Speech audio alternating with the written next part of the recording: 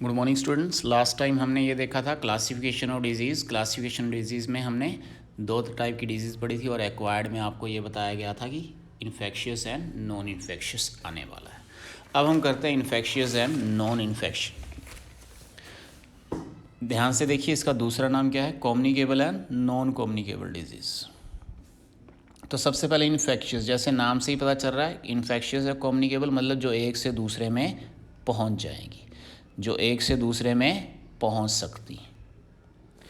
तो that is cause due to the biological agent such as virus, bacteria and fungi. कारण क्या है infectious का? Virus, bacteria, fungi. ठीक है, ये एक से दूसरे तक इनकी मदद से पहुंच सकते हैं। ठीक है, और क्या करेक्टर है इसका? Transmission and community. कम्युनिटी के अंदर, ट्रांसमिशन के अंदर कैसे? Spread through the patient to the healthy person through contact air, food, water. ये पानी से, हवा से एक से दूसरे पेशेंट की ओर, एक पेशेंट से दूसरे हेल्दी पर्सन को लग जाती है, वो है इन्फेक्शियस। कम्युनिटी का कंसर्न कैसे है? जैसे concern to the society as there are related to the community health. जैसे कोरोना है, कम्युनिटी की हेल्थ के ऊपर फ़र्क पड़ा हुआ है, तो इन्फेक्शियस है इसीलिए प्रॉब्लम ज़्यादा है। जैसे कोविड-19, चिकन पॉक्स, ये सारी इन्फेक्शियस डिजीज़ होती है। On the other hand non infectious यानी non communicable, cause due to the deficiency of nutrients. ये एक से दूसरे में नहीं फैलनी, ये आपकी अपनी लापरवाही की वजह से फैलनी है। खाना नहीं खाया प्रॉपर, ठीक है, वाइटल ऑर्गन आपके काम करना बंद करके, ये पास भी नहीं होती एक से दूसरे पेशेंट की ओर, एक पेशेंट से हेल्थी की ओर नहीं पास होगी। इससे कंसर्न इंडिविजुअल रहता है, यानी आपको अगर दिक्कत है तो आपकी सिर्फ आपकी बॉडी को दिक्कत है, ना आपके भाई को, ना बहन को, मोहल्ले वालों को तो बिल्कुल भी नहीं।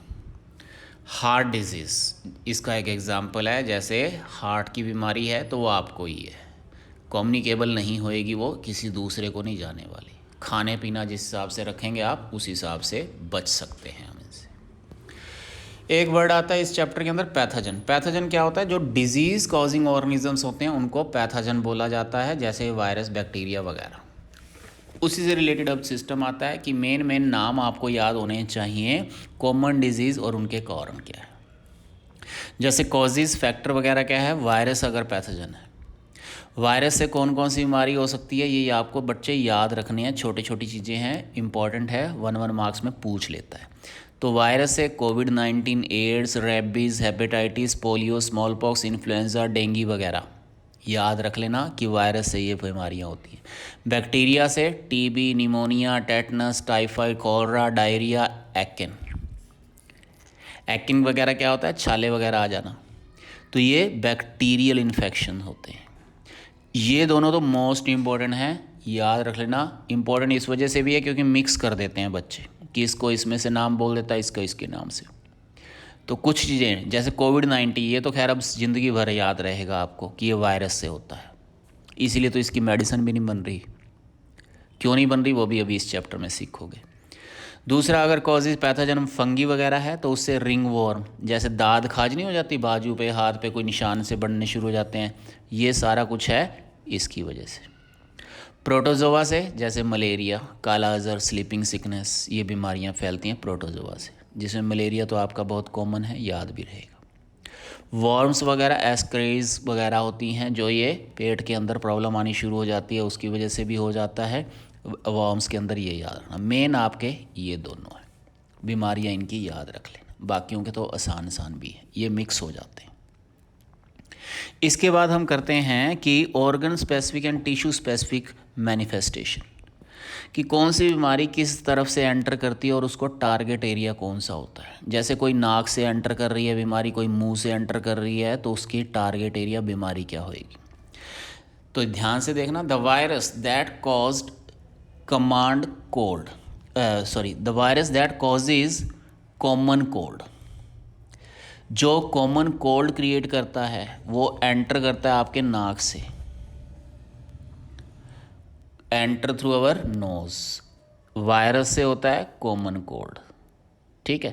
अब कॉमन कोल्ड वायरस से होता है और वो वायरस नाक से ही अंदर जाएगा और नाक से अंदर जाने पर वो रेस्पिरेटरी ट्रैक को अटैक करता है, अफेक्ट दी रेस्पिरेटरी ट्रैक, यानी जो सांस की नली होती है उसको प्रॉब्लम में करता है। तो ये याद रखना है, ऑर्गन स्पेसिफिक, टिश्यू स्पेसिफिक क्या दिक्कत है। पहले वायरस याद करना है कि कॉमन कोल्ड वायरस से फैलता है और ये वायरस नाक से रास्ते से ही जाएगा और रेस्पिरेटरी ट्रैक को प्रॉब्लम करेगा। टीबी, ट्यूबरकुलोसिस, ये बैक्टीरिया से होता है, ये भी नाक से ही जाता है। ये बैक्टीरिया नाक के रास्ते से पहुंचता है और सीधा फेफड़ों को आपके प्रॉब्लम में लाएगा, यानी लंग्स को प्रॉब्लम में लेके आएगा। इसी तरह the pathogen pathogen enter through mouth. अब मुंह से अगर जाएगा, चाहे वो खाने से जाए, चाहे वो पानी से जाए, चाहे वो खाली हवा में आप सांस ले रहे हो, ठीक है। जैसे आजकल मास्क लगाना पड़ रहा है, मुंह और नाक ढकना पड़ रहा है, मुंह से भी जा सकती हैं कुछ चीज़ें। तो वायरस जॉन्डिस का हो गया, कोविड का हो गया, ये मुंह से भी जा सकते हैं, लंग्स को प्रभावित करेंगे ये। तो माउथ से अगर कोई चीज़ जा रही है, अगर वो पैथोजन जा रहा है तो बेसिकली वो लीवर को आपके डैमेज करता है। वायरस अगर मुंह से जा रहा है तो वो जॉन्डिस वगैरह क्रिएट करता है बीमारी। बैक्टीरियम वाला है तो वो टाइफाइड वगैरह क्रिएट कर सकता है, जो मुंह से जाते हैं। मुंह से जाने वाले बैक्टीरिया टाइफाइड करते हैं और जॉन्डिस करते हैं, और दोनों ही केसेस के अंदर लीवर डैमेज हो जाता है। जैसे कोविड में ही आपके लंग्स भी डैमेज होंगे, मुंह से भी एंटर कर सकता है वो, नाक से भी कर सकता है। अब है एड्स, HIV वायरस। ये enter through the sexual contact. Sexual contact जब करते हैं, अनहेल्दी रिलेशनशिप जब करते हैं, तो ये बीमारी, ये वायरस फैल सकता है। या ब्लड से, किसी को गलत ब्लड, एड्स वाला, HIV पॉजिटिव वाला ब्लड अगर चढ़ा दें तो उसके अंदर भी ये फैल सकता है। तो ये रास्ते हैं फैलने के, ठीक है। जापानी इंसेप्टिलिस वायरस, ये enter from the human by mosquito bite. ये खून के अंदर हमारे एंटर करवाता है, मॉस्किटो डंक मारता है तब।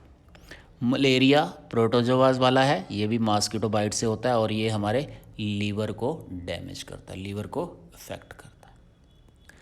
ठीक है बच्चे, ये छोटी छोटी चीज़ें हैं, 1.5 ऑफ मार्क्स की पेपर में आ जाती हैं, ये इंपॉर्टेंट है। ठीक है, आई होप समझ आ गया होगा बच्चे, ये करना है तैयार। ठीक है, that is all for the day, thank you.